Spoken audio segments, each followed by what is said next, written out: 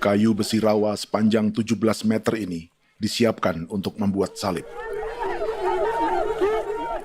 Melihat panjangnya, timbul pertanyaan, siapakah yang akan disalib? Siapapun itu, pasti sesuatu yang lebih besar dari mereka. Tapi Frankie Woro, Casimilus Awe, dan warga suku Auyu di Papua Selatan ini tak akan melukai siapapun. Mereka memakai salib ini sebagai tanda perlawanan.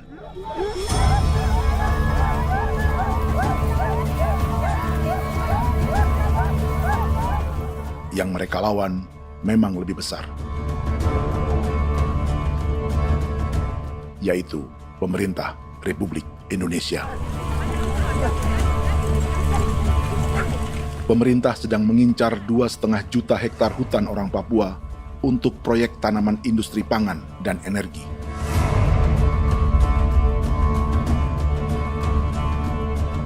Ratusan kilometer dari salib orang-orang Auyu itu, orang Muyu sedang menyiapkan gerakannya sendiri. Tapi kali ini dalam bentuk sebuah pesta. Pesta yang disiapkan oleh marga Kimco Jinibjo selama 10 tahun.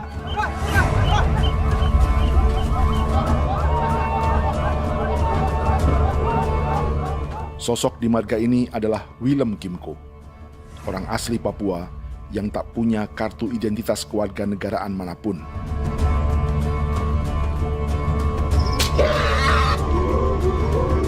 Pesta adat ini sudah cukup langka, tak hanya di Papua, bahkan di kawasan Pasifik dan peradaban Melanesia. Awalnya bayarnya aneh kalau bukan. Itu nih hati kau teker bipnuka, kau teker bipnuka, dan kita ya kati kau beri barang dipo. Kau memang ambil kau kuning. Ada gagasan dan gerakan sosial di balik pesta orang-orang Muyu ini, sama dengan gerakan salib merah yang dimulai orang-orang Auyu. Salib ini akan menjadi yang terbesar dari 1.800 salib merah yang telah ditancapkan berbagai suku di Papua Selatan dalam 10 tahun terakhir. Ribuan salib merah yang dipadukan dengan palang adat adalah tanda larangan yang menyatukan unsur-unsur adat dan agama. Kami percaya bahwa kalau memang kami sudah tidak mampu untuk menyelesaikan persoalan ini, dalam hal ini perusahaan tidak bisa masuk, berarti kami minta bantuan kepada nenek moyang dan Tuhan. Atribut perang orang Auyu ini diukir atau dilukis, digambar di batang salib ini dengan tujuan bahwa kami larang dengan sangat keras. Jadi apabila siapapun, baik dari antara kita sendiri yang melanggar batas ataupun pihak lain yang mau mengganggu keselamatan hak tanah adat kami, maka kami siap untuk melakukan ancaman perang. Salib-salib ini tidak ditancapkan di halaman-halaman gereja, melainkan di tanah dan hutan adat, di dusun-dusun sagu, dan di tempat-tempat yang disakralkan. Sebab 1.800 palang adat dan salib ini memang bukan semata tentang agama, tapi untuk mencegah negara dan perusahaan memasuki tanah dan hutan adat mereka. Papua bukan Laos.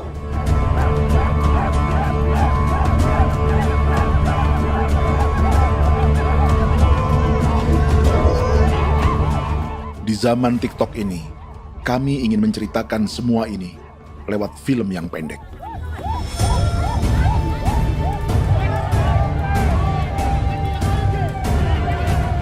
Tapi kami jelas gagal.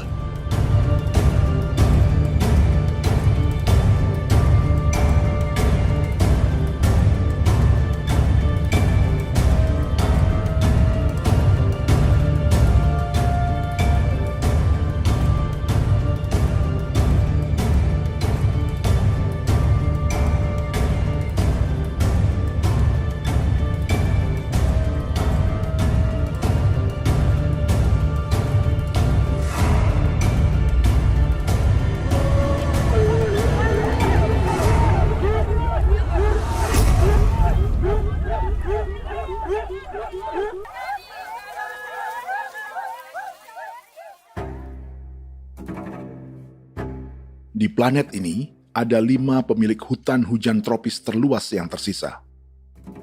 Kongo di Afrika, Brazil, Peru, Bolivia, dan Indonesia.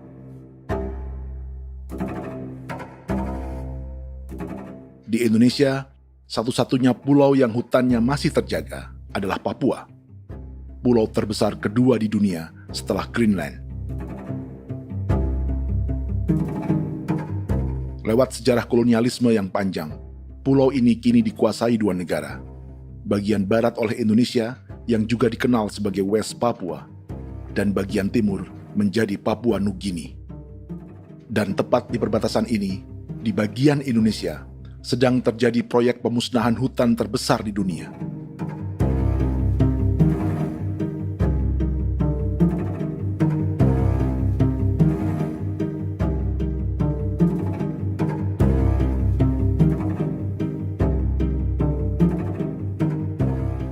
Pemerintah Indonesia sedang membuka lebih dari 2,5 juta hektar hutan untuk sawit, tebu, padi, dan peternakan. Ini disebut proyek strategis nasional untuk lumbung pangan dan energi yang jadi ambisi 3 presiden. Bagian terbesar direncanakan untuk mencetak sawah seluas 1,3 juta hektar. Lalu bagian lain akan ditanami tebu seluas 560.000 hektar untuk gula dan bioetanol. Setiap liter bensin di Indonesia akan dicampur bioetanol 10% atau E10. Ada 10 perusahaan di proyek ini, dan semuanya dimiliki oleh 1 keluarga saja. Berikutnya, ada areal sawit seluas 400.000 hektar untuk biodiesel. Targetnya mencampur 50% solar dengan minyak sawit atau B50. Dan terakhir, pemerintah akan membuka peternakan seluas 380.000 hektar. Jadi, apa yang salah dengan proyek pangan dan energi ini?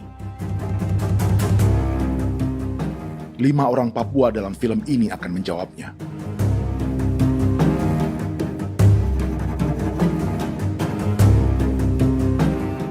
Yang pertama adalah Yasinta Moiwen dari suku Marin.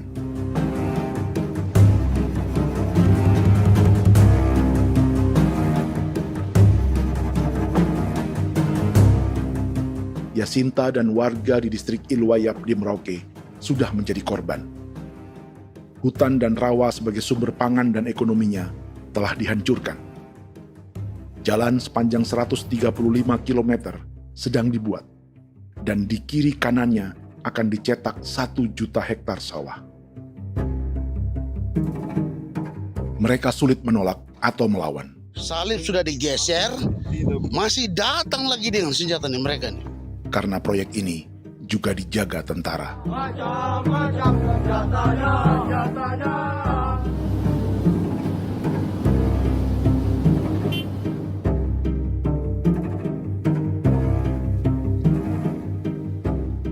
Yang kedua adalah Natalis Buer di distrik Tanah Miring, Merauke.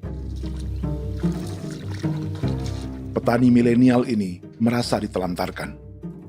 Sebab setelah hutannya diubah menjadi sawah, sebagian sawah-sawah ini tak tergarap.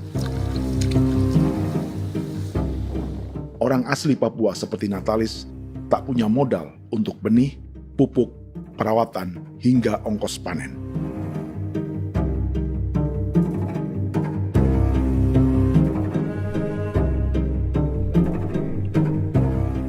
Orang ketiga adalah Vincent Kuipalo dari suku Yenan di distrik Jagebob, Merauke.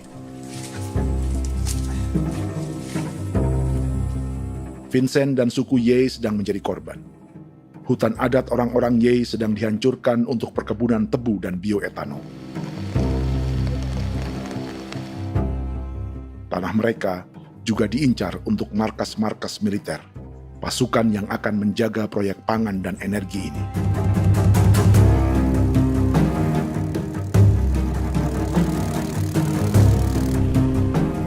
Yang keempat adalah Frankie Woro dari suku Auyu di distrik Fofi, Kabupaten Bovendigul. Hutan dan tanah mereka terancam perluasan perkebunan sawit untuk campuran biodiesel atau B50. Orang-orang dari suku Auyu ini adalah calon korban. Merekalah salah satu pelopor gerakan Palang Adat dan Salib Merah. Meski kadang berseberangan dengan gereja yang mereka anggap lebih mendukung pemerintah dan perusahaan. Mereka bahkan sedang merencanakan gerakan yang lebih besar, dengan salib yang lebih besar. Tanah milik Somu Sobisiba itu bahwa tanah ini diciptakan oleh Tuhan dan memberikan warisan kepada kami. Kami ini hanya hak jaga.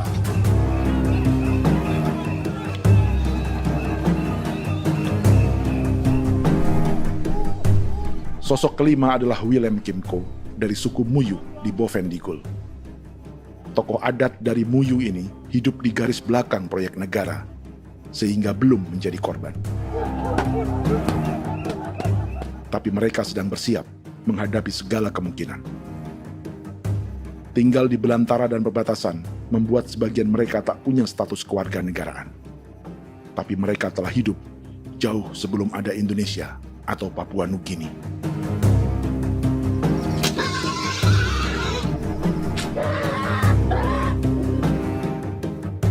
Kelimanya mewakili jutaan orang asli Papua yang sedang terancam eksistensinya.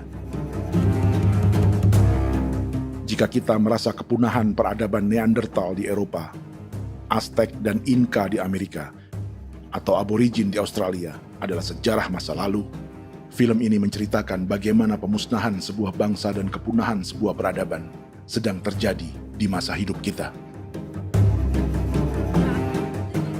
Kepunahan bukan karena kerusakan lingkungan dan ruang hidup semata, juga karena dihantam 60 tahun operasi militer.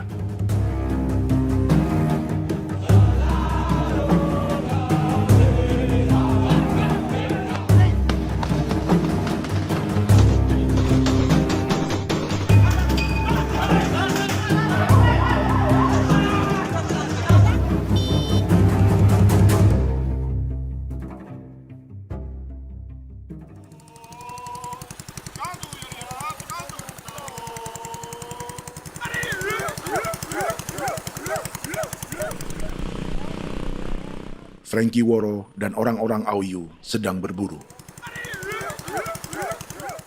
Tapi lokasi perburuan mereka mulai dikuasai perusahaan perkebunan sawit.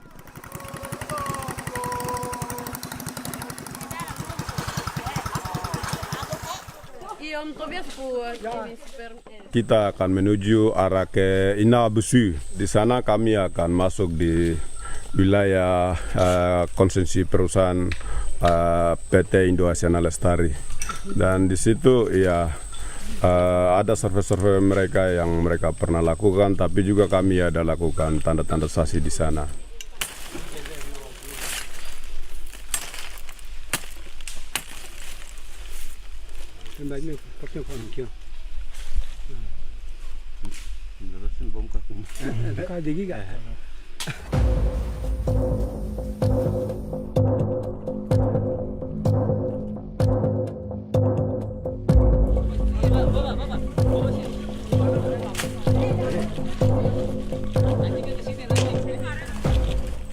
Dapat dengan yang induknya, tapi karena induknya dia lari dan terlambat kerja, akhirnya yang bisa kita dapat dia punya anak ini saja. Kalau pakai bahan kayak hasil.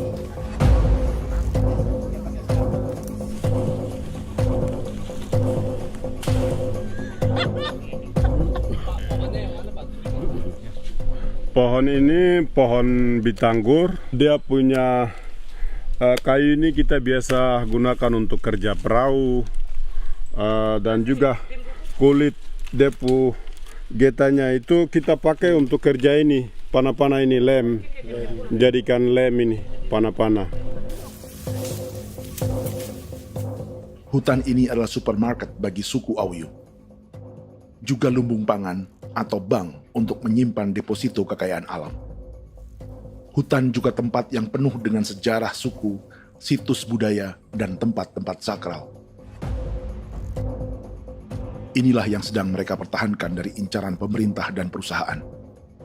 Untuk semua alasan ini, mereka menancapkan ribuan salib merah.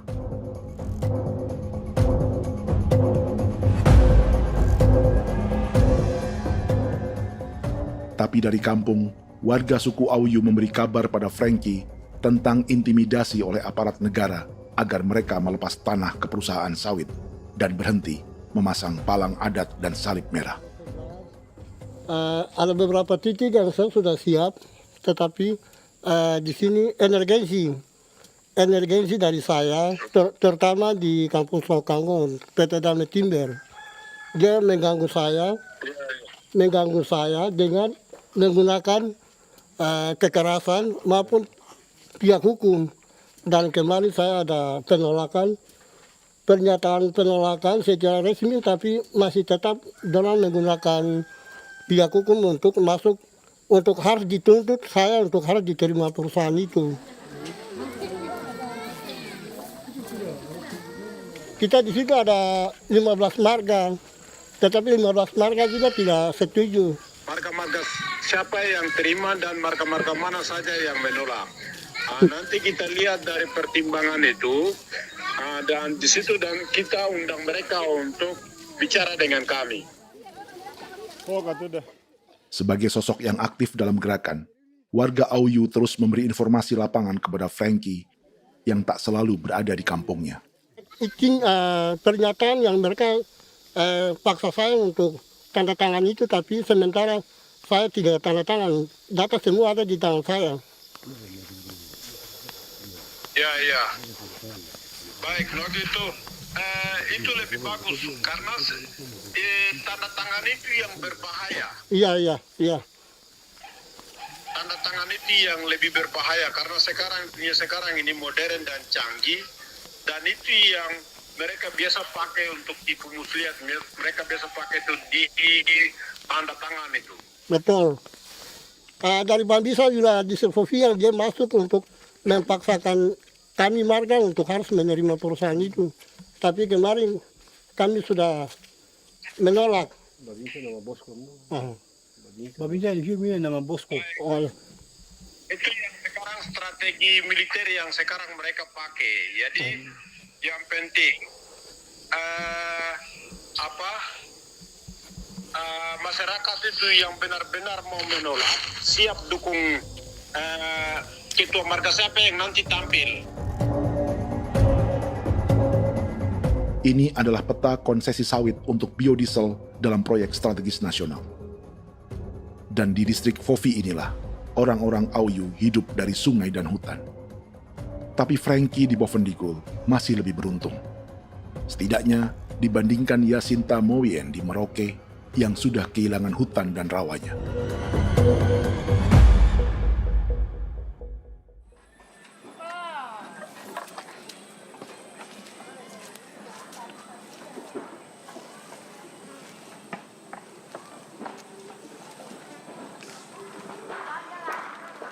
Yasinta dari suku Marin adalah petani sayur di Kampung Wanam, distrik Ilwayap, Merauke. Memanfaatkan lahan yang ada, ia berkebun dan menjual hasilnya ke pasar kampung. Ini ekonomi warga di Wanam untuk menghasilkan uang, lalu memberi barang kebutuhan yang tak bisa mereka produksi sendiri.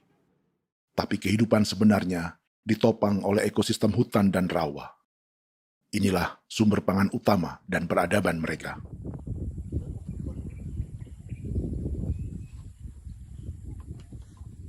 Namun ketenangan ini diusik ketika tiba-tiba pada Mei 2024, di Pelabuhan Wanam datang ratusan alat berat untuk proyek pangan dan energi pemerintah.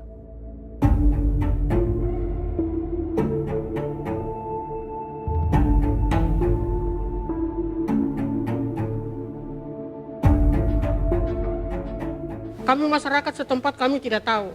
Kami kaget pagi-pagi kapal sudah ada di pelabuhan kami.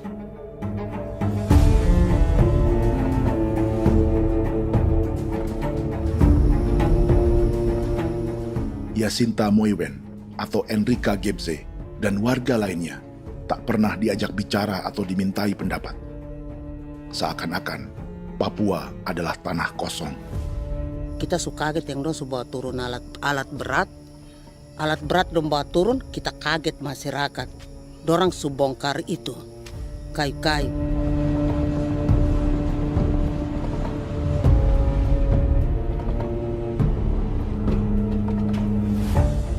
Bersamaan dengan alat-alat berat itu, juga berdatangan tentara Indonesia untuk mengawal proyek pembukaan hutan milik Jacinta.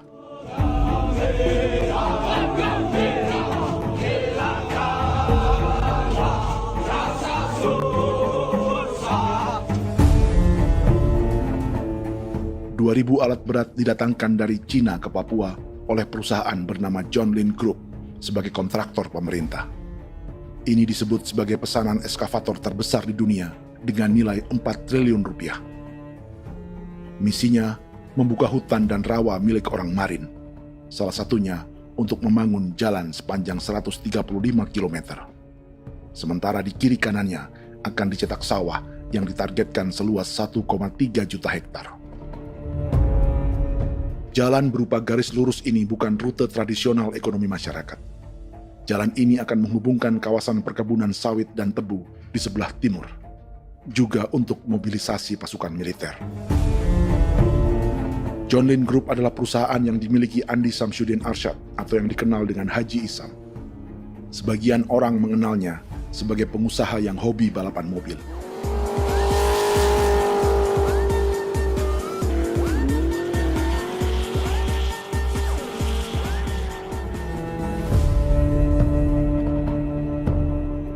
Tapi di Kalimantan, ia berbisnis batu bara, perkebunan sawit, pengolahan karet, penerbangan, perkapalan, dan biodiesel.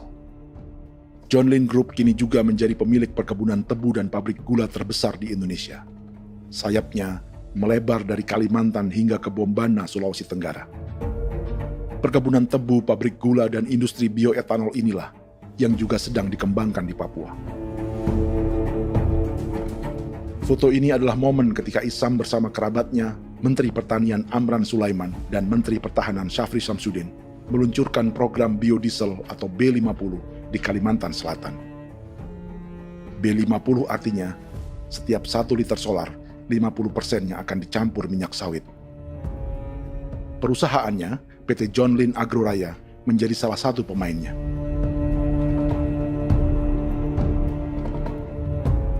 Sepanjang tahun 2025, saham PT John Lin Agroraya pernah naik hingga 700%.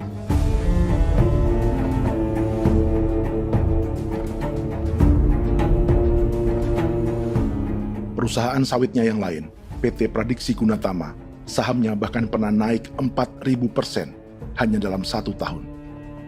Dari harga saham ini saja, nilai kekayaan keluarga Isam diperkirakan mencapai 100 triliun rupiah lebih, menjadikannya salah satu keluarga terkaya di Indonesia dan salah satu pemain penting industri bioenergi. Dan di Papua Selatan inilah sebagian sawit-sawit untuk mendukung program B50 akan ditanam. Inilah tanah orang-orang Wambon, Muyu, Marin, Yei, atau Auyu seperti Frankie Ward.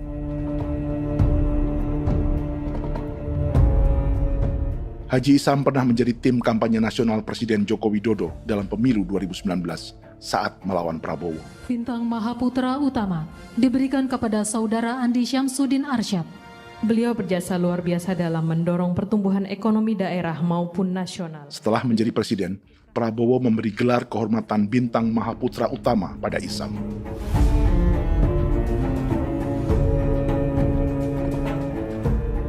Sejumlah menteri Prabowo, juga kerabat dan orang-orang yang pernah bekerja di perusahaan Isam.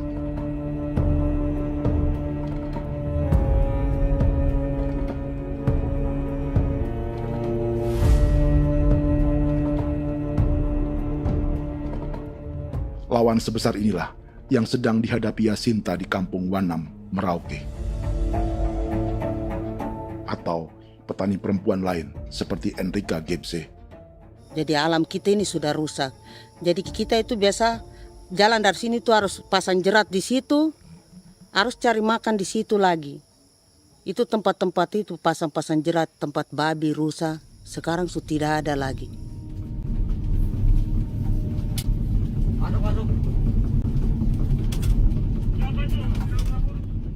Rekaman ini memberi gambaran bagaimana Kasuari kehilangan rumah di bekas hutan dan rawa yang telah dibabat.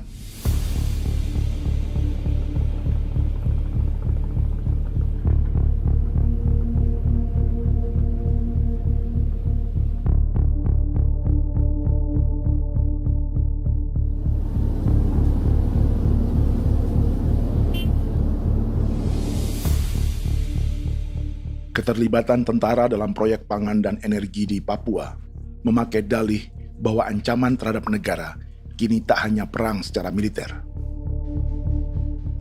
tapi juga melalui pangan dan energi. Kementerian Pertahanan pun terlibat karena proyek ini dianggap operasi militer selain perang. Jadi tugas kamu adalah menjaga sumber cadangan pangan nasional. Macam-macam senjatanya, Proyek ini menambah panjang alasan mempertahankan kehadiran tentara di Papua dalam 60 tahun terakhir. Saat ini, jumlah tentara Indonesia di Papua mencapai 56.000 personel, atau ada 1 tentara untuk setiap 100 orang Papua. Bandingkan dengan rata-rata nasional, di mana hanya ada 1 tentara untuk 696 penduduk Indonesia. Itu belum termasuk polisi. Artinya, 1 orang Papua dijaga lebih banyak senjata dari rata-rata penduduk Indonesia. Tanah dan hutan diambil secara sepihak untuk kepentingan pembangunan batalion dan bandar antariksa. Ini bentuk perampasan masyarakat. Penolakan kehadiran markas-markas militer terjadi di sejumlah tempat di Papua. Tak hanya karena trauma dan ketakutan, juga karena mengambil tanah-tanah adat.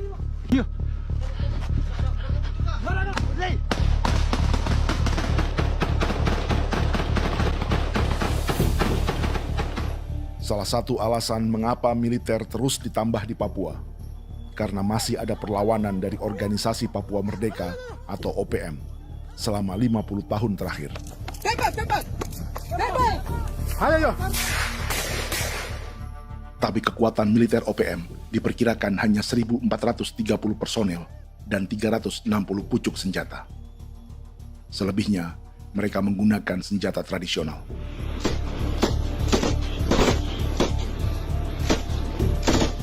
Dengan demikian, kekuatan tentara dan polisi di Papua 58 kali lebih besar dari gerilyawan Organisasi Papua Merdeka.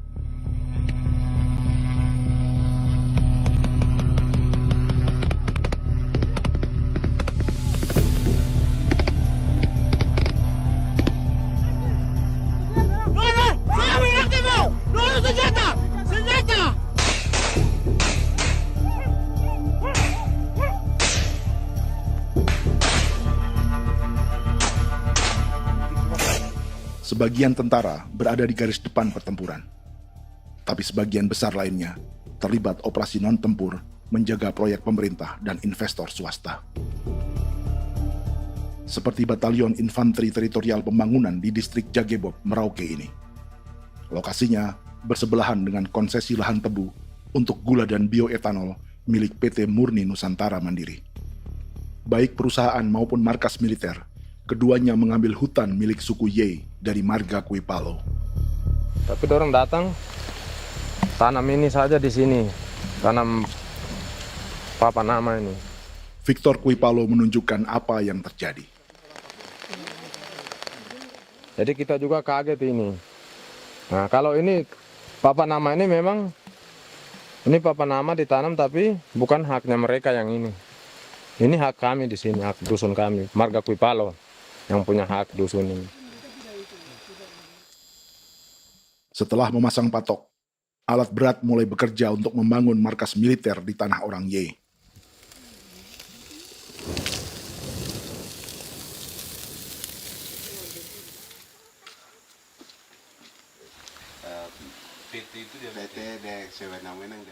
Kehadiran markas militer mengkhawatirkan warga yang pernah mengalami trauma. Takut kenapa? Kalau macam yang awal macam sekarang bu kampung hidup ini kan aman. Terus kenapa harus didirikan korem di sini? Bukankah dengan adanya Korem semakin aman ada tentara di sini? Kalau untuk kampung kayaknya tidak bisa aman kalau ada tentara, paling masyarakat dipukul itu ini. Kalau kampung hidup begini malah saya sejahtera dan saya punya masyarakat. Apa pernah ada pengalaman buruk sebelumnya dengan tentara di daerah sini? Ada yang cerita waktu pos-pos di sini tuh di 13, 12 itu zaman katanya Patimura. Memang kasihan. Malah kita punya orang ini yang dianiaya betul, dipukul. Disuruh kerja bakti tidak mau atau lama mencari, namanya kita pangkur sagu itu butuh waktu 1 minggu. Kalau lama begitu ya paling diseret apa pukul itu. Operasi militer Indonesia di Papua dimulai tahun 1962 lewat Operasi Trikora.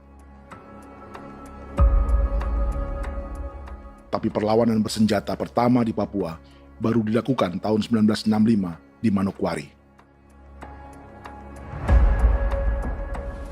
Nanti tanggal 1 Mei jam 12.30 pemerintahan di Irian Barat mutlak akan jatuh di tangan.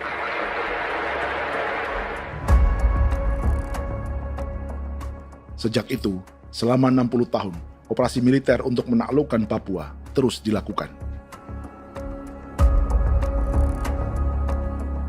Salah satu operasi militer paling berdarah adalah Operasi Wibawa untuk memenangkan Indonesia dalam jajak pendapat tahun 1969. 643 orang tewas di Paniai. Lalu disusul 4.146 korban tewas antara tahun 1977 hingga 1978.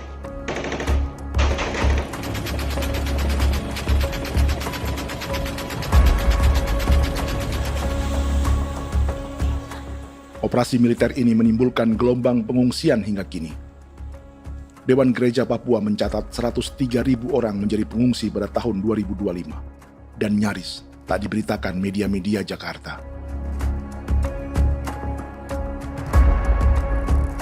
Jumlah pengungsi terbesar tercatat di Nduga yang mencapai 20.000 jiwa. Banyak di antaranya yang sedang hamil, seperti Jubiana, salah satu pengungsi Nduga. Jadi ini tagarik mesti kagi be muguruk berselari di namen wane gosem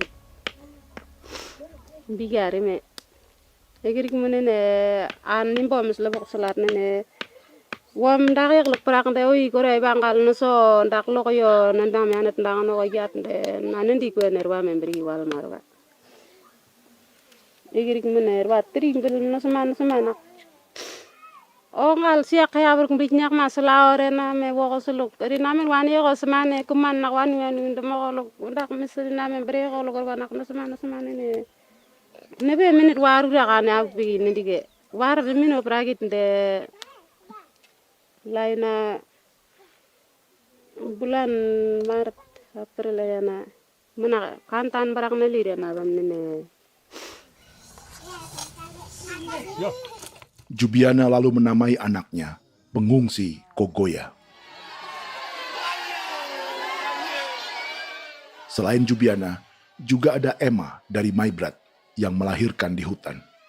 Sampai di kampung gini, katanya bilang ada tentara yang bangun jembatan.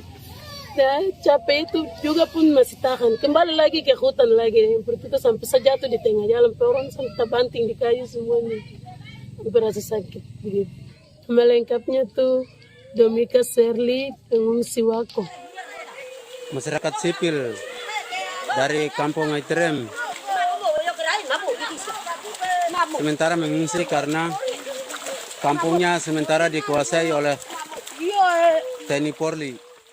Seratusan ribu pengungsi di Papua saat ini jauh melampaui jumlah yang mengungsi ke Papua Nugini tahun 1984, yaitu 10.000 orang karena menghindari operasi militer.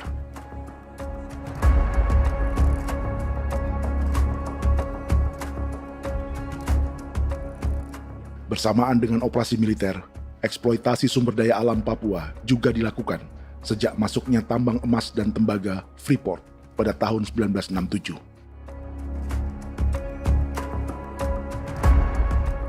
Disusul perkebunan sawit awal tahun 1980-an. Lalu ada perburuan buaya untuk diambil kulitnya. Sebelumnya, ada eksploitasi gas alam di Teluk Bintuni, pencarian besar-besaran kayu gaharu, atau pembukaan hutan tanaman industri.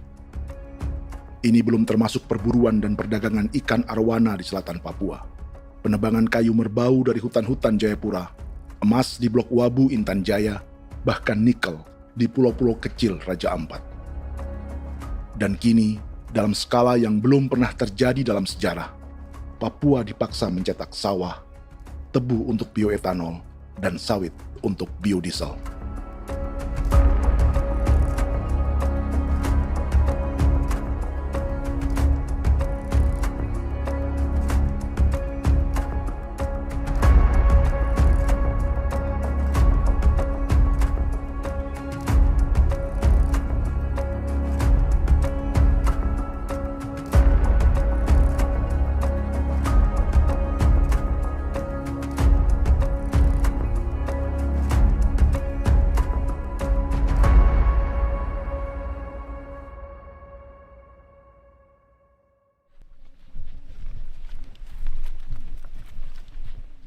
Inilah yang sedang menimpa keluarga Vincent dan Victor Kuipalo di Merauke.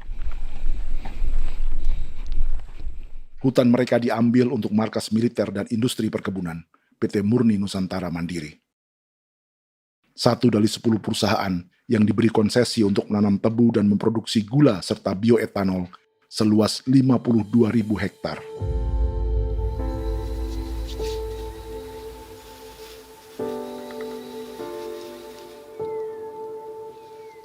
Perusahaan ini dianggap mengambil hutan dan tanah orang-orang Ye, terutama marga Kuipalo, yang memiliki hak adat terhadap 2.300 hektar hutan.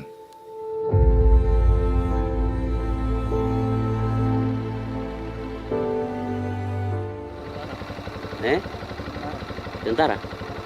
Tentara. Oh iya, tentara.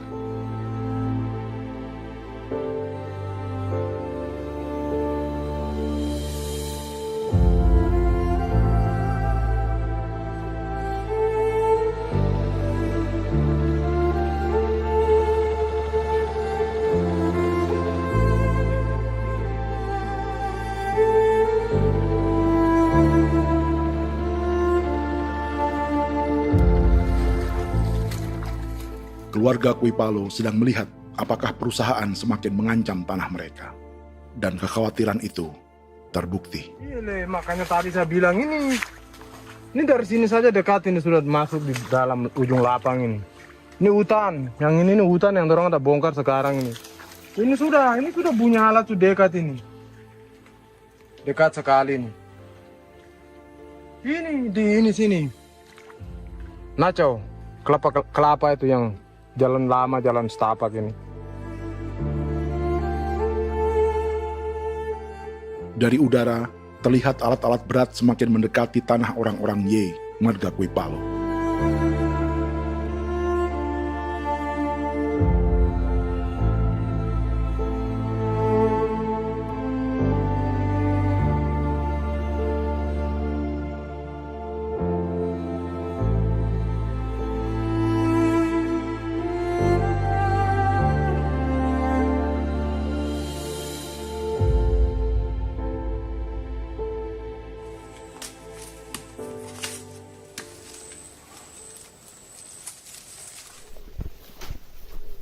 Keesokan harinya, Victor dan kerabatnya memberi tanda cat merah di pohon-pohon yang berada di batas tanah mereka.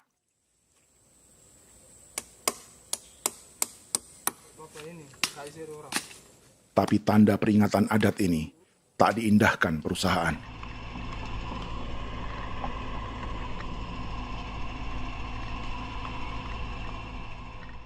Dua bulan kemudian, perusahaan tetap memasuki tanah marga Kuipalo. Sama.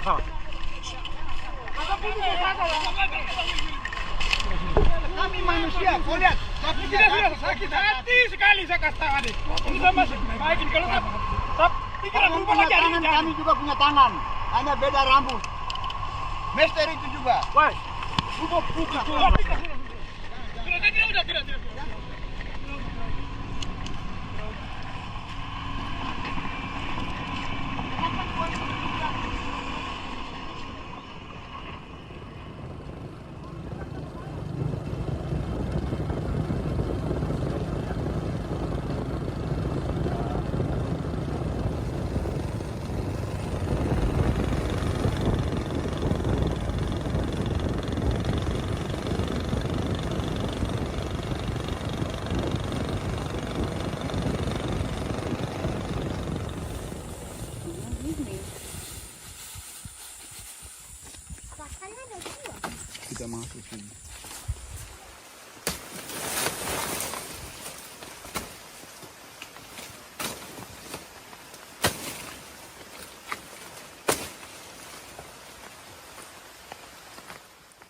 Jadi ya untuk itu seperti saya katakan tadi, apakah lebih baik kita tidak usah ada kan atau bagaimana, kita pisahkan, pisahkan dari negara ini kan, jangankan tuh.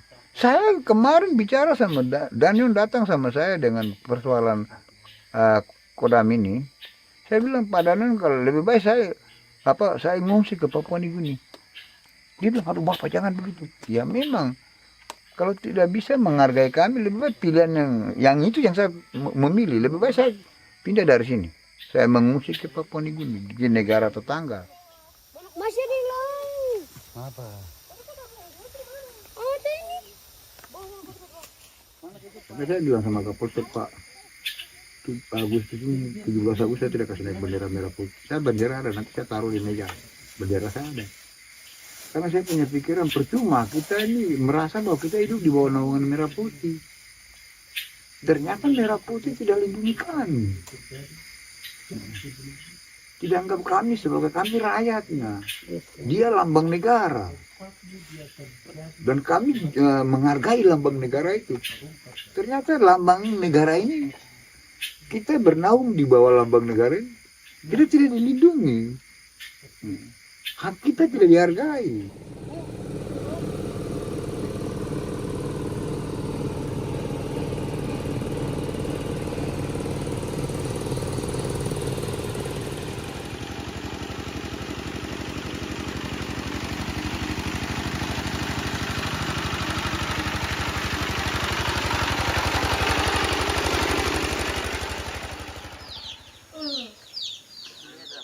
Marga Kuipalo dari suku Ye terus mendapat teror dan intimidasi agar melepas tanah mereka yang hanya dihargai Rp300.000 per hektar. Tapi mereka tidak berjualan tanah. Makanya mama itu tidak suka untuk lepas tanah. Untuk apa? Baru di dalam hutan itu ada obat-obat tradisi. Itu sudah Kalau macam ada sayur juga, kita ambil sayur yang dia tumbuh sendiri. Jadi kita ini mau kemana, kalau itu sudah digusur, ya habis. Kita ini jadi penonton. Jangan sampai kita ini duduk minta di jalan. Jadi kita tidak mau seperti itu. Makanya tanah itu kita tidak melepas. Tapi mungkin orang lain tuh dia senang saja. Lebih baik saya pegang uang merah dulu. Saya bisa beli-beli itu ini. Nanti datang uang sudah habis, gembel. Mau cari kemana lagi, hutan sudah habis. Mau makan ikan di mana, kali sudah hancur. Seperti Yasinta di Wanam, suara dan gerakan kaum perempuan Papua sangat nyaring dan tak bisa diabaikan. Saya sebagai perempuan tolak untuk perusahaan masuk di sini. Karena kalau saya terima anak-anak saya mau dikemanakan, mau tinggal di mana. Apapun yang terjadi saya tetap tolak. Demi tanah ini saya akan berjuang, demi saya punya anak-anak. Yang katanya mengutamakan anak Papua, nyatanya yang kerja kebanyakan ya orang-orang Jawa. Saya sendiri orang Jawa, tapi bukan mau bicara yang tidak-tidak. Memang kenyataannya seperti orang-orang Papua itu diterbelakangkan, kurang diutamakan, gitu.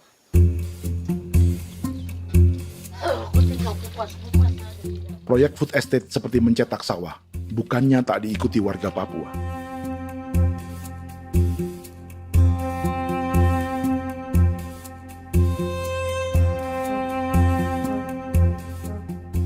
Salah satunya Natalis Buer di distrik Tanah Miring, Merauke.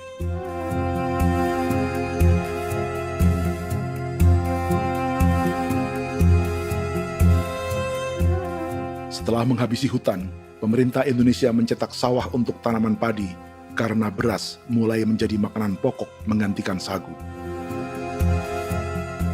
Sebagian besar penggarapnya adalah warga transmigran yang datang sejak era 1980-an. Bahkan petani transmigran sudah ada sejak Belanda membuka proyek padi kumbe di distrik Kurik. Lokasi yang sering jadi langganan pejabat Indonesia memamerkan sawah di Papua. Tapi Natalis juga ingin belajar menanam padi atau bersawah. Namun ia kesulitan karena dibutuhkan modal untuk benih, pupuk, hingga pemeliharaan dan panen. Lalu sawah-sawah ini pun mulai dikuasai pendatang.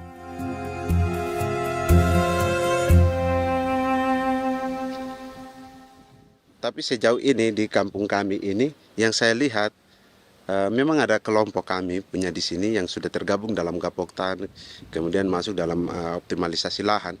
Tapi baru saya anak asli yang punya lahan di sini. Mereka tidak punya. Pemerintah dalam hal ini adalah Kementerian Pertanian bersama-sama Kementerian Pertahanan yang dalam hal ini pada garis di bawahnya adalah TNI Angkatan Darat, memberikan support yang maksimal kepada masyarakat khususnya di Merauke dalam rangka. Saya kemarin habis 9 juta. 9 juta ya? Iya, 9 juta karena dia sudah tidak dipakai toh. Ya. Dia sudah... Perempuan Papua seperti Filomina juga mau bertani. Pemerintah memberi bantuan Rp900.000 per hektar lewat program optimalisasi lahan atau OPLAH. Tapi dibanding biaya produksi dan harga jual gabah, Filomina mengaku berkali-kali rugi dan kini memutuskan tak lagi menggarap sawahnya. Terus kita harus cari uang untuk kondek. Betul. Karung kita beli. Karung beri sendiri lagi. Tenda kita beli. Ini dari yang offline ini don tidak siapkan. Tidak ada. Tidak ada ya, jadi mama don sendiri. Itu yang saya ada bilang, 900.000. Itu modal untuk kerja sawah ini. Mulai dari kerja sampai nanti panen. Panen. Wih, ngeri sekali. Iya, lucu toh? Tidak dapat itu. Betul, Mam. Dong pemaksud begini. Kalau disuruh tanam ubi berhektar-hektar, mari datang. Kita tahu cara rawatnya bagaimana, Iya. tanamnya bagaimana, tanam model bagaimana supaya hasilnya model begitu. Kita tahu. Kalau yang ini kan kita baru belajar. Sebagian hutan milik warga Senayu di Merauke sudah dibuka untuk sawah dan kebun tebu oleh PT Global Papua Abadi. Proyek pertanian ini dikerjakan oleh Kodim Merauke. Mereka melepas sebagian tanah karena ingin belajar bertani. Saya punya nenek moyang tidak ajar saya tanam padi. Tapi saya mau berubah. Generasi saya yang berikut ini besok lusa tidak bisa makan pisang, sagu. Namun program optimalisasi lahan yang dijanjikan dengan berbagai bantuan tak dirasakan Filomina. Obat rumput beli, obat padi beli, jonder kita bayar, bahkan bibit masih kurang, cari bibit lagi beli. Jadi saya memang kalau program pemerintah saya sama sekali saya tidak suka. Baku tipu saya.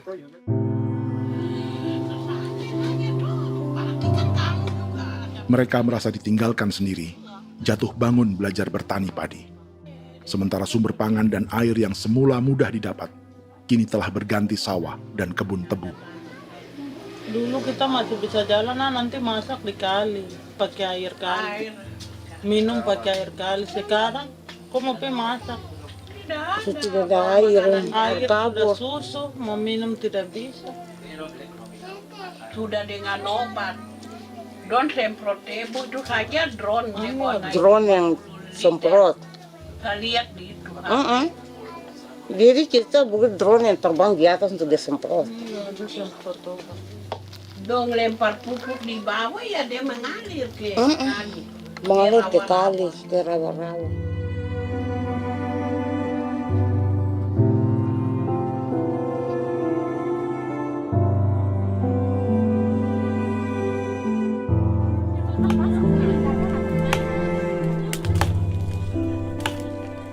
Seperti pertanian sawah bagi orang Bali atau Toraja, bagi orang Auyu dan suku-suku lainnya di Papua Selatan, sagu juga bukan semata tentang pangan.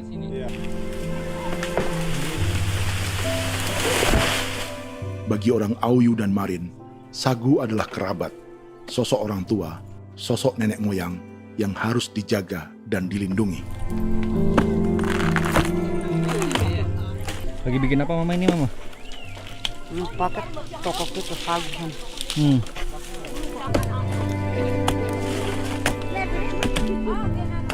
Kami diingatkan oleh leluhur, sagu itu tidak boleh digusur dan tidak boleh diganggu dengan cara apapun, dan di dalam rangka kepentingan apapun tidak boleh. Kamu harus bela, bahkan sampai nyawa pun harus menjadi taruhan demi membela keselamatan pergerakan sagu di atas tanah ini.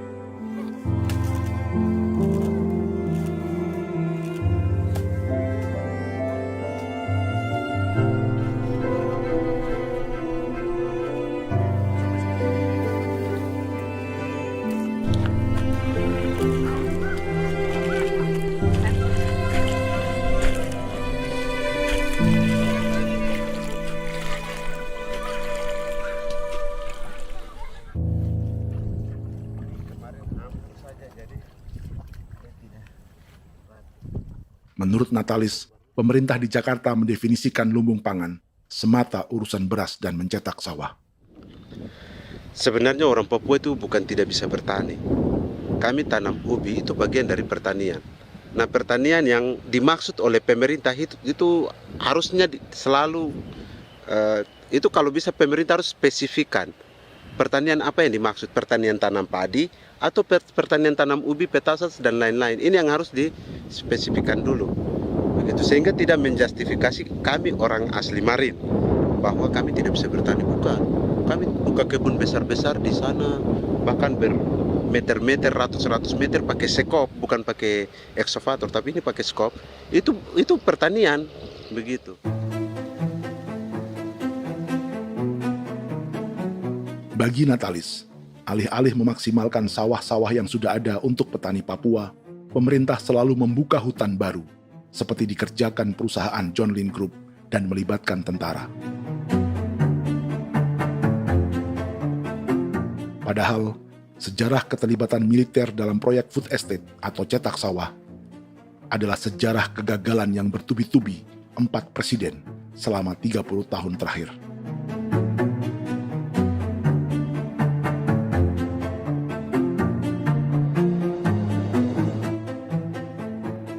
Papua bukan yang pertama menjadi proyek lumbung pangan yang melibatkan tentara. Kalimantan telah menjadi korban 30 tahun sebelumnya.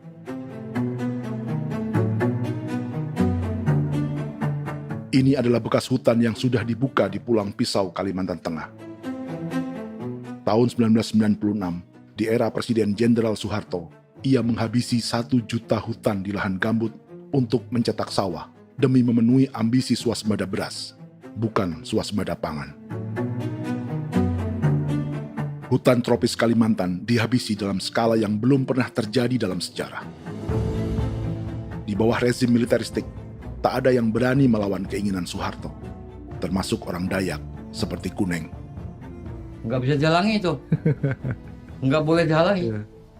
Ya kalau ada kata-kata aja menghalangi, sudah kita diseret ke kepolisian dulu. Atau bisa langsung di PKI-kan. Iya, di PKI-kan gitulah. Jadi kita tuh nggak berani apa-apa dulu tuh. Apa maunya aja. Misal bilangnya A. Setahun setelah pengundulan hutan skala besar itu, tahun 1997, untuk pertama kalinya Kalimantan mengalami kebakaran lahan dan kabut asap terbesar dalam sejarah.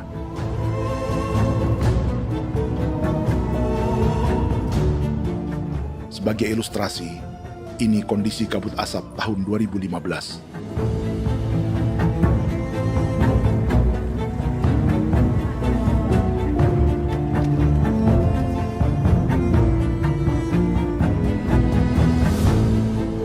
Proyek 1 juta hektar sawah Jenderal Soeharto itu gagal.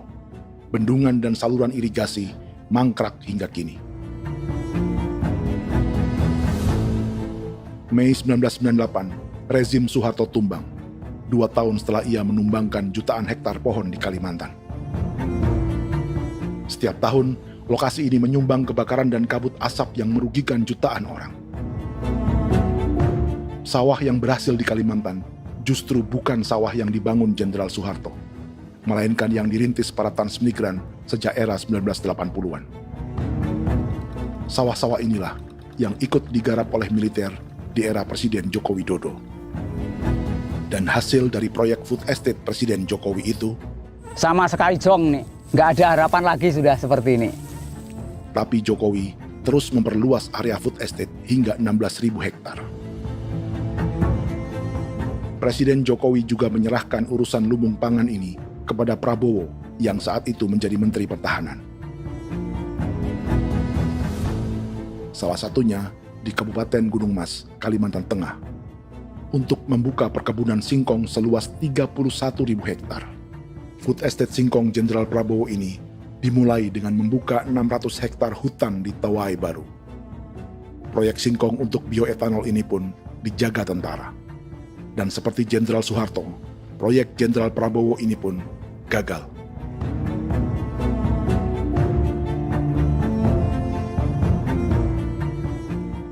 Dengan reputasi ini, Joko Widodo dan Prabowo justru sedang membuka 2,5 juta hektar di Papua.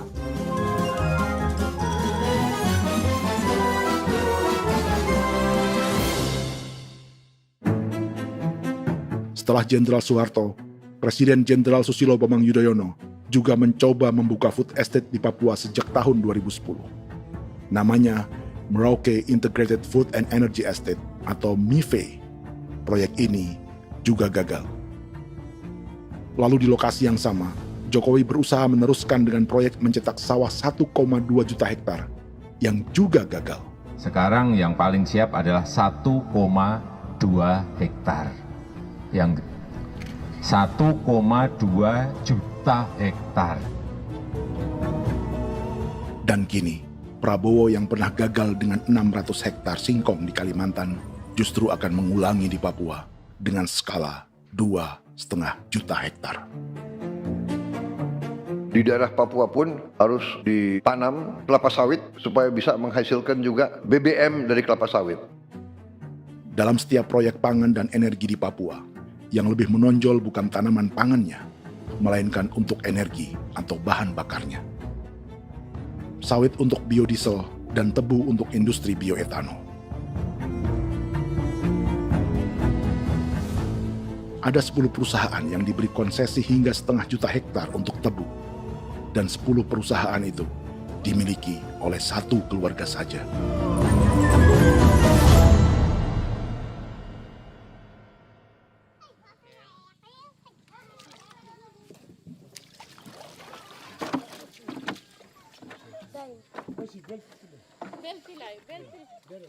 Para perempuan Auyu di Bovendigul akan berangkat memancing.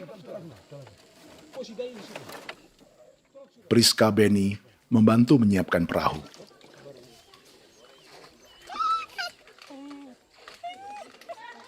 Mereka akan mengumpulkan bahan pangan di hutan untuk persiapan acara penancapan salib merah berikutnya.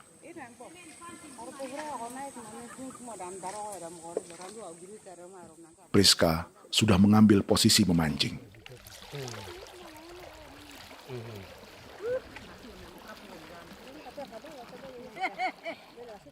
.800 salib merah telah dipasang di wilayah adat berbagai suku di Papua Selatan untuk menghalau perusahaan sawit dan tebu.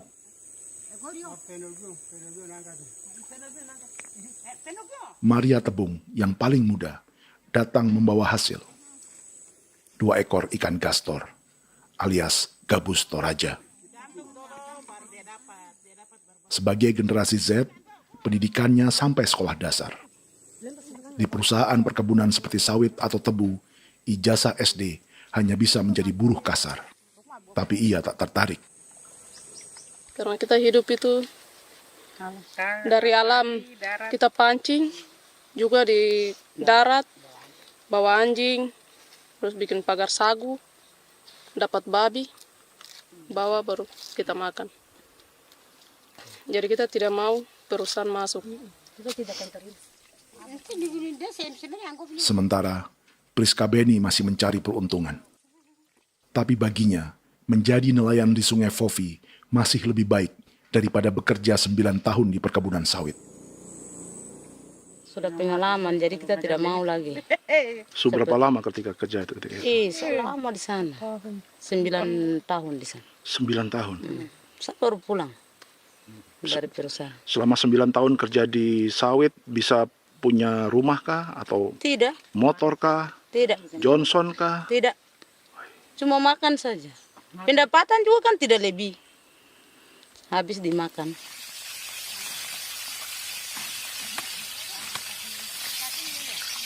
Satu minggu libur berapa hari? Tidak libur. Minggu tetap kerja? Tetap kerja. Tidak bisa ke gereja? Hari Minggu kerja. Hari Minggu juga kerja. Dia tidak mengenal agama perusahaan itu. Di grup perusahaan sawit Korindo, Priska digaji 2 juta rupiah per bulan dan tinggal di mes karyawan. Tapi gaji itu dipotong bahan makanan atau BAMA rata-rata 1 juta rupiah setiap bulan. Korindo adalah grup perusahaan yang salah satu usahanya adalah hutan tanaman industri dan sawit di Bovendigul dan Merauke. Di Papua, mereka memakai bendera PT Tunas Sarwa Ema. Perusahaan ini pernah memberi bantuan pada Keuskupan Agung Merauke. Keuskupan Merauke belakangan mengeluarkan pernyataan mendukung proyek strategis nasional di Papua. Umat Katolik yang memprotes sikap gereja tersebut ditangkap polisi. Jadi selama 9 tahun tidak bisa nabung? Tidak. Makan saja. Makan saja. Makan saja. Menabung bagaimana? Keperluan banyak. Tidak sampai. Habis di anak-anak uang sekolah. Uang 1 juta itu mana sampai. Menabung juga tidak cukup. Sudah pengalaman, jadi kalau di sini perusahaan mau masuk tidak.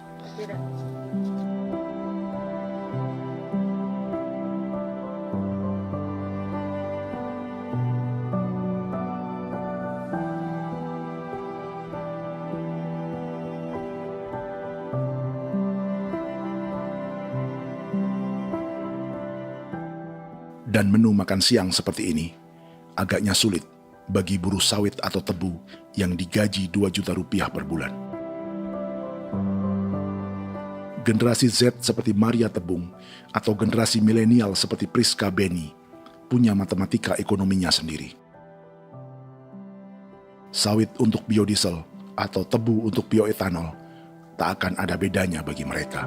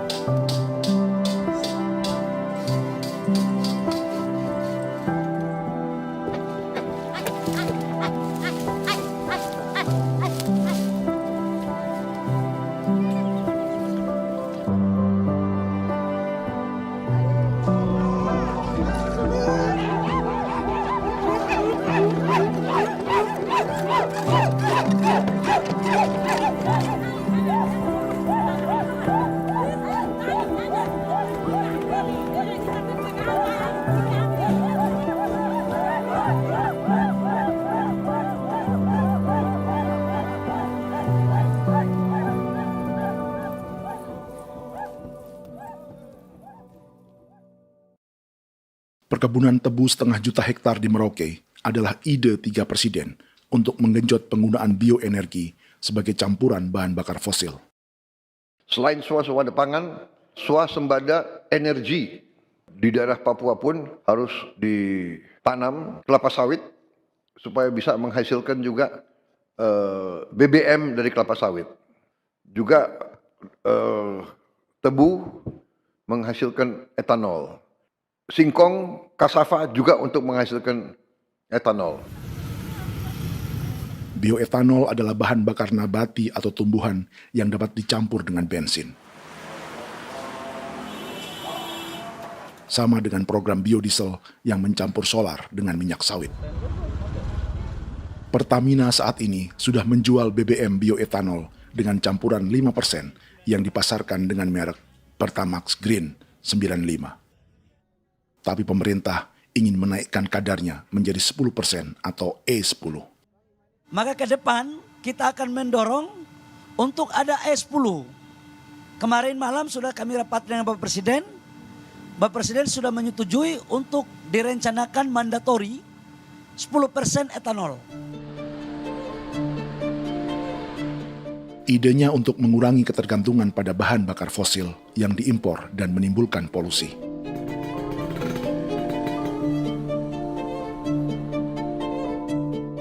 Tapi bioetanol bukannya tak mengorbankan lingkungan, hutan, rawa, dan manusia.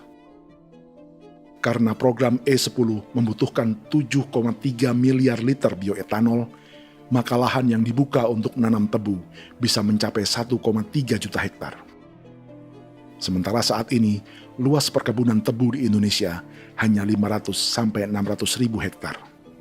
Artinya, butuh lahan baru hingga 800 ribu hektar untuk menanam tebu. Dan 500 ribu hektar diantaranya sedang dibuka di Papua. Hutan yang tadinya untuk menumbuhkan pangan berubah jadi tanaman untuk bahan bakar di jalanan. Kecepatan pulihnya hutan beradu dengan jumlah dan kecepatan kendaraan di jalanan.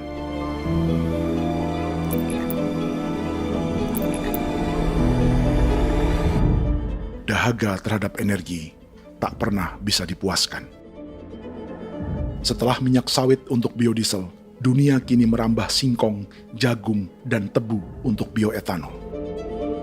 Benua Amerika, Eropa, sebagian Afrika, hingga separuh Asia kini mulai memakai bioetanol sebagai campuran bahan bakar.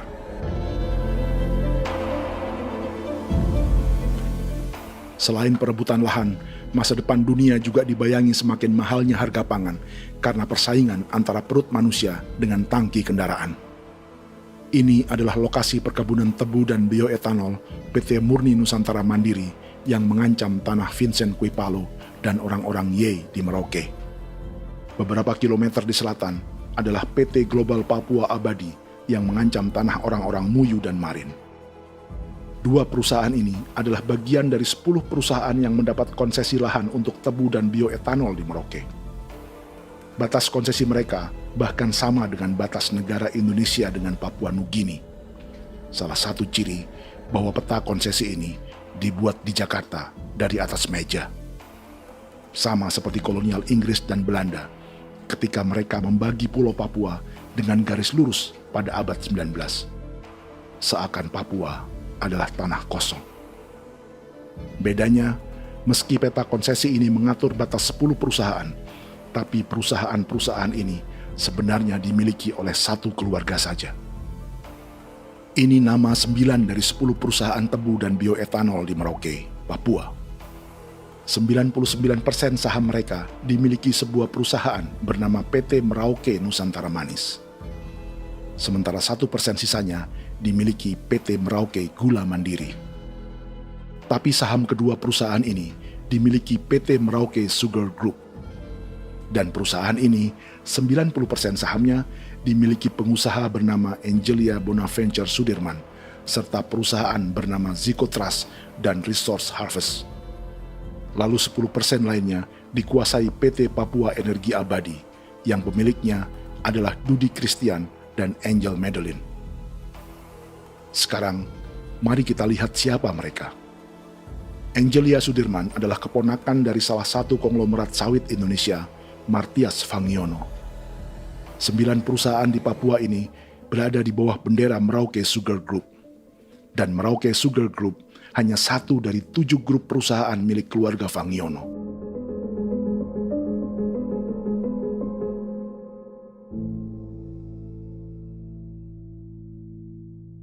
Ini Martias Fangiono. Seperti Haji Isam, Martias selama ini dikenal sebagai pengusaha sawit yang kini merambah bisnis tebu dan bioetanol.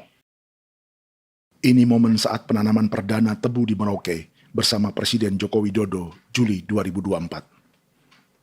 Di sini juga ada anak Martias Fangiono, yaitu Wirastuti Fangiono. Wirastuti adalah salah satu yang menonjol dari keluarga Fangiono. Tahun 2025, Forbes mencatatnya sebagai konglomerat termuda dengan kekayaan 23 triliun rupiah yang mengendalikan 2 grup usaha, FAP Agri dan Surya Dumai Industri. Keduanya adalah perusahaan sawit dan biodiesel. Anak dan bapak ini adalah investor utama bagi Jokowi dan Prabowo untuk proyek tebu dan bioetanol di Papua. Sementara yang ini adalah mertua Sitorus, pemilik raksasa agribisnis dunia, Wilmar International, yang juga memegang konsesi sawit di Papua lewat berbagai perusahaan. Tapi mertua kini memakai bendera baru, yaitu KPN Corporation atau Karunia Prima Nastari.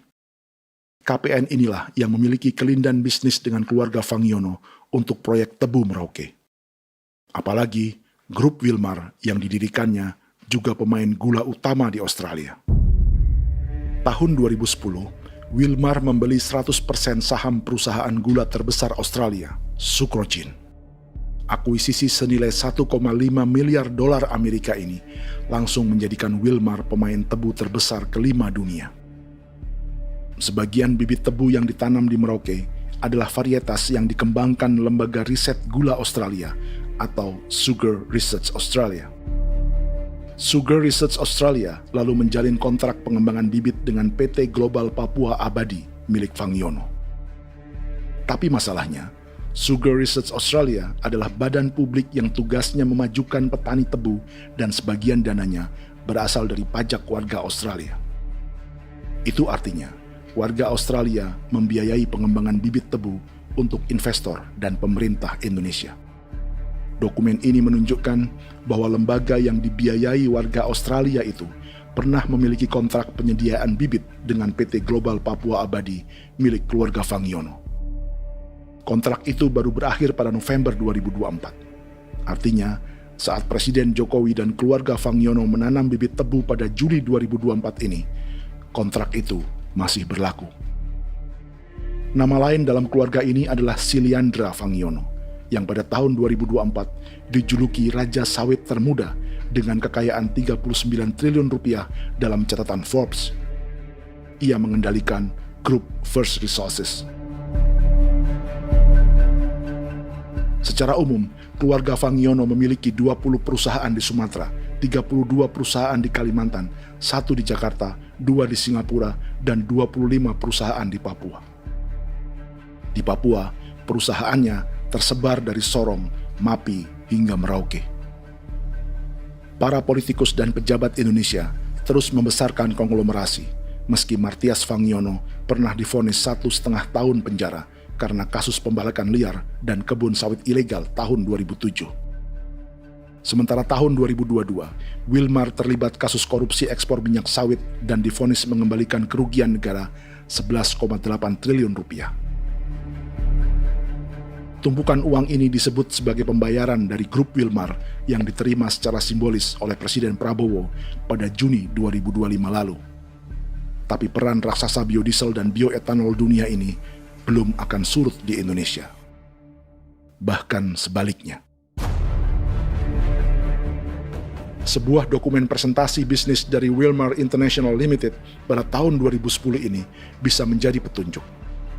Presentasi ini bagian dari proses pembelian 100% saham raksasa tebu Australia, Sucrogin. Dalam presentasi ini, Wilmar mengaku ditawari konsesi lahan 200.000 hektar di Papua, atau dulu disebut Irian Jaya, untuk menanam tebu. Dengan penerbangan hanya 2,5 jam dari kantor Sucrogin di kota Townsville ke Merauke, Wilmar akan mengawinkan bisnis gula dan bioetanolnya menjadi pemain dunia. Dan lokasi yang diincar oleh Wilmar adalah distrik Ilwayap di Merauke, kampung halaman Yasinta Moiwen. Dan persis disinilah, 14 tahun kemudian, ribuan eskavator John Lynn Group milik Haji Isam mulai membuka hutan sebagai kontraktor pemerintah. Presentasi dan gagasan ini dibuat oleh Wilmar pada Juli tahun 2010. Sebulan kemudian, Agustus 2010, pemerintah Presiden Susilo Bambang Yudhoyono meluncurkan proyek Lumbung Pangan dan Energi Merauke atau Merauke Integrated Food and Energy Estate. Targetnya membuka lahan 1 juta hektar dalam 5 klaster yang masing-masing 200.000 hektar. Angka yang sama dengan presentasi Wilmar. 5 tahun kemudian, 2015, giliran Presiden Joko Widodo yang mau melanjutkan proyek pangan dan energi 1,2 juta hektar. Menjelang pensiun sebagai presiden, Jokowi kembali menggencarkan proyek ini dan melibatkan Prabowo sebagai Menteri Pertahanan. Jokowi lalu mendukung Prabowo sebagai presiden berpasangan dengan anaknya, Gibran Rakabuming Raka sebagai wakil presiden. Kini, setelah menjadi presiden, giliran Prabowo yang melanjutkan proyek bioetanol dan biodiesel dengan memobilisasi militer dan melibatkan pejabat-pejabat yang juga para elit partai koalisinya.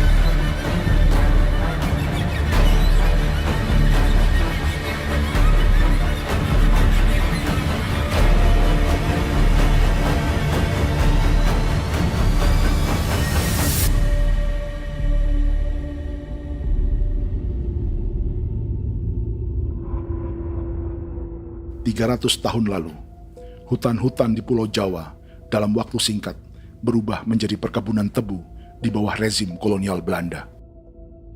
Orang Jawa menjadi buruh dan petaninya dipaksa menanam tebu.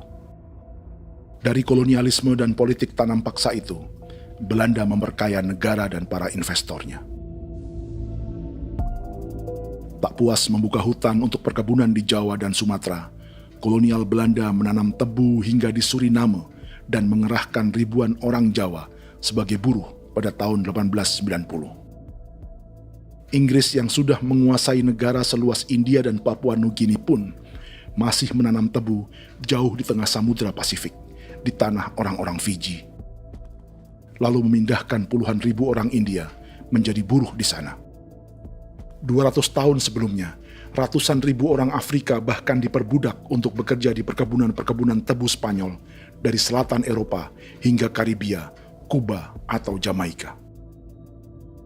Jika dulu tebu menjadi gula atau emas putih, kini cerita kolonialisme tebu berlanjut di Papua untuk bahan bakar nabati atau bioetanol. Dan seperti semua cerita tentang kolonialisme, akan ada yang berpesta dan ada yang membayar. Dalam setiap cerita pesta kolonialisme, baik di Jawa, Karibia, atau di Papua, selalu melibatkan para elit lokal, dari pejabat, perwira, hingga agamawan. Tapi dalam setiap kolonialisme, juga selalu ada cerita tentang mereka yang mempertahankan diri dan melawan.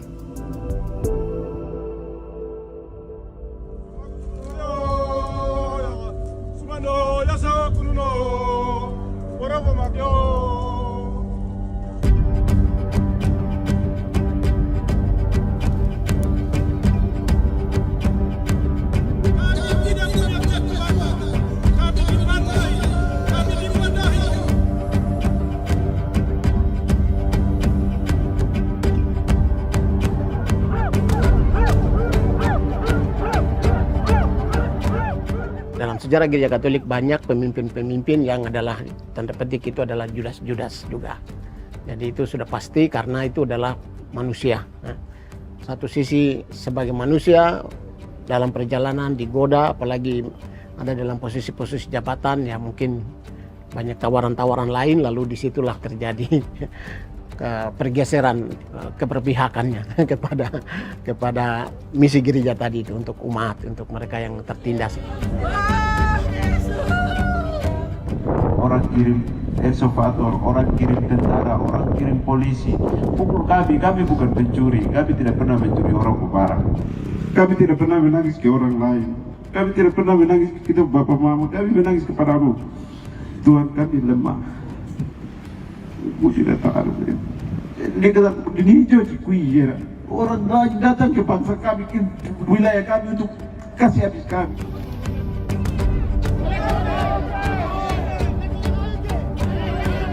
Ya Hakimam Dehi, Ya Hakimam Dehi, Bono Ya Hadigul Dehi, Bono Ya Hadigul Dehi.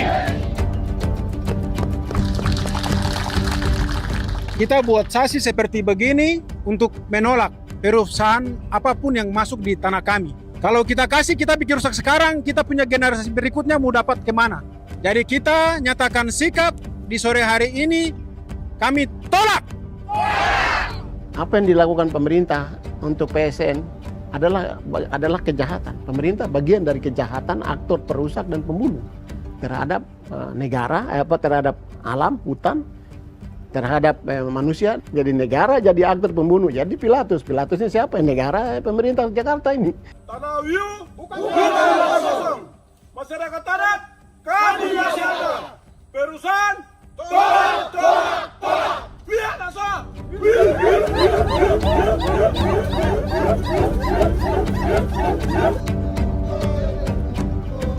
Jika tanah adat dan hutan adat hilang, kami mau hidup di mana?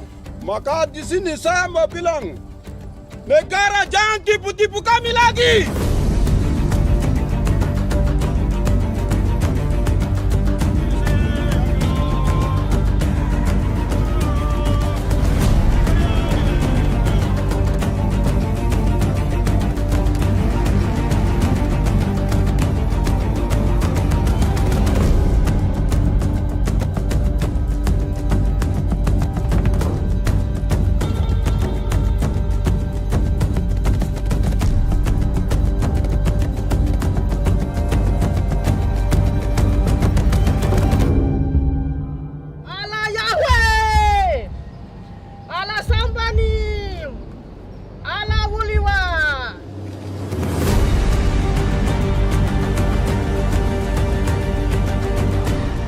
Kalau kami dianggap orang Papua itu bagian daripada Republik ini, tolong hargai kami.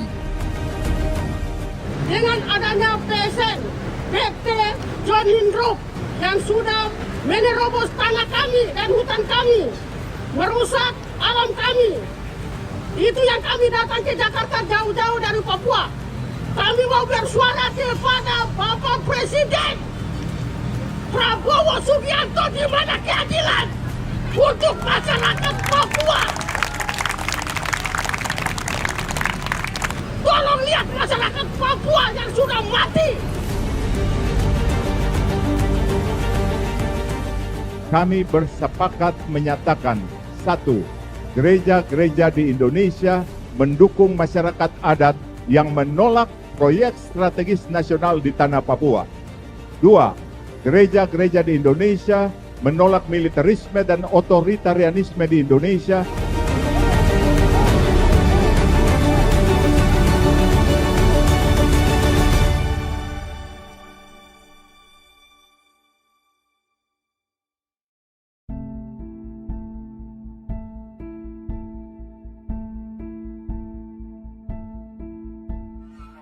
Kita sering merasa banyak hal buruk sudah jadi cerita sejarah. Dan kita sekarang hidup lebih baik, lebih beradab, atau mustahil melakukan kejahatan seperti di masa lalu. Kita tidak lagi menghukum mati orang dengan memenggal kepalanya. Kita menembaknya atau menyuntik racun agar tertidur dan mati. Tapi ada hal-hal yang tak berubah. Salah satu pembantaian yang kuat di ingatan kita adalah kejahatan Nazi atau genosida di Rwanda. Padahal pembantaian juga sedang terjadi di masa kita, seperti di Gaza, Palestina. Penghancuran sebuah peradaban seperti Indian di Amerika atau aborigin di Australia juga kita anggap masa lalu. Sekarang kita merasa lebih baik dan lebih toleran. Padahal proses penghancuran bahkan pemusnahan yang sama sedang terjadi terhadap bangsa Melanesia di Papua. Begitu juga dengan praktik kolonialisme. Kita merasa penjajahan seperti dilakukan Portugis, Inggris, atau Belanda sudah menjadi sejarah. Dan Indonesia tidak mungkin menjajah. Padahal itulah yang sedang terjadi dan dirasakan di Papua.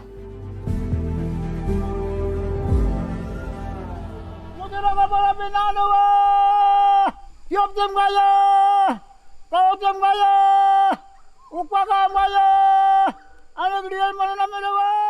Jalannya sejarah ini disadari Willem Kimco di pedalaman Bovendigol, Papua. Hidup terpencil dan tak tersentuh urusan negara bukan berarti selalu aman.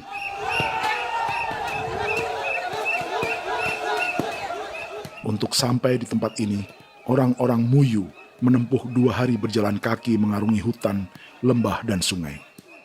Termasuk mereka yang datang dari perbatasan Papua Nugini. Mereka berkumpul untuk memenuhi undangan pesta adat yang disebut Awon Atatbon atau Pesta Babi. Yang mengundang adalah marga Kimco Jinipjo. Yang dituakan di marga ini adalah Willem Kimco. Ia tak punya kartu tanda penduduk dan kewarganegaraan manapun, baik Indonesia atau Papua Nugini. Tahun 1984, 10.000 orang Papua, terutama suku Muyu, mengungsi ke Papua Nugini untuk menghindari operasi militer Indonesia, termasuk Willem Kimco.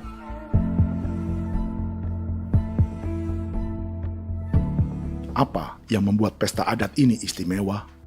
Apa bedanya dengan acara serupa yang dihadiri pejabat, tokoh agama, LSM, atau yang direkam oleh kru televisi dan konten kreator? 18. Pertama, untuk membuat pesta babi, orang Muyu perlu persiapan selama 10 tahun. Sebab, babi-babi yang akan jadi bagian dari pesta ini tak boleh dibeli, alias harus dipelihara sendiri. Babi-babi ini bukan bantuan pejabat pemerintah, gereja, atau LSM.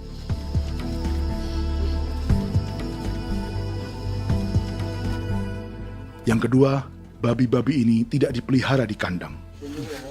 Jadi punya nama babi ini kah? Harimau. Harimau? Harimau. Dia kulit dengan ini bulu di harimau, macam harimau begitu yang kasih nama harimau. Setelah diberi nama, mereka dilepas liarkan di hutan sejak kecil.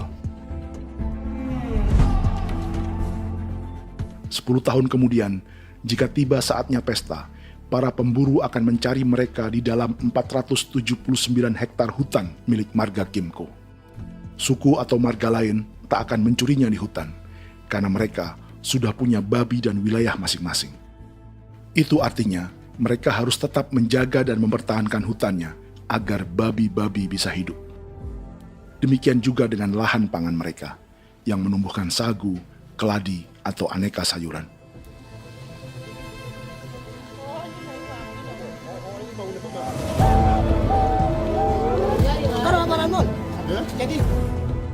Yang ketiga, dalam Awon Atatbon atau pesta babi, binatang ini tidak dimakan secara gratis. Setiap marga atau klan dalam suku Muyu akan membayar jerih payah tuan rumah menjaga hutan dan memelihara babi.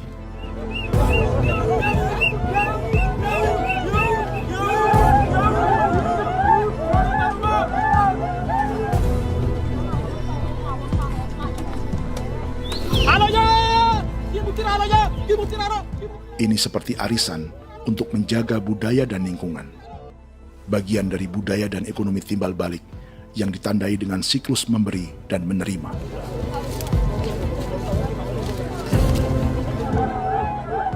Ini juga cara orang Muyu membangun dan memperluas aliansi. Awon bet begul bet, ulan yau kando bet, atat bet anani, atat bet yang ligan ani, oh ado amten anani, menini tu na jaga, kepo kemo ko di mana. Kepo kemo mayat me. Kep tetek mo mayango kep kanin between ke iftore ven. Ne ve ne tana ke kadek me. Oke. Kep ko nanti ko tok mo kepo ke pasak to ran. Kon kene man gine wane wanjo. Koko kati bolon ja bengo. Koko konim bolon ja. Jika Willem Kimco dan marganya bisa menjaga hutan dan wilayahnya, marga lain ikut diuntungkan sebagai sebuah ekosistem. Demikian juga sebaliknya. Alasan keempat, mengapa pesta babi ini memiliki tempat khusus dalam peradaban orang Muyu, karena Willem Kimco khawatir peradaban mereka akan punah, menyusul ancaman terhadap ekosistem dan hutan. Setiap marga atau klan harus mengkonsolidasi diri dan membangun aliansi.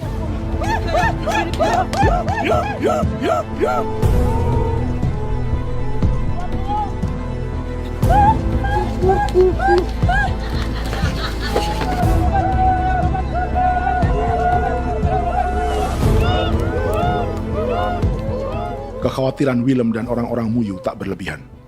Ruang hidup mereka bersinggungan dengan proyek bioetanol dan biodiesel pemerintah Indonesia. Mereka juga tahu apa yang telah dan sedang menimpa suku lain seperti Auyu di Bovendigul atau Yainan dan Marin Anim di Merauke.